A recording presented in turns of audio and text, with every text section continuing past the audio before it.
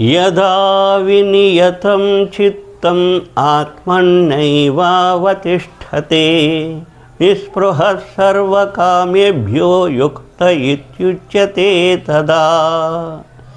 వినియతం బాగుగా నిగ్రహింపబడిన చిత్తము యదా ఎప్పుడు ఆత్మని ఏవ పరమాత్మయంది అవతిష్ఠతే స్థిరముగా నుండును తదా అప్పుడు సర్వకామేభ్య సమస్త భోగముల నుండి నిస్పృహ వాంఛారహితుడైన పురుషుడు యుక్త ఇది యోగయుక్తుడని ఉచ్యతే చెప్పబడును.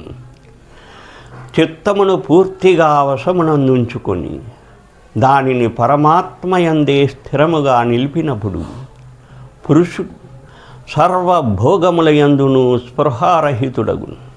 అప్పుడతడు యోగయుక్తుడనబడును.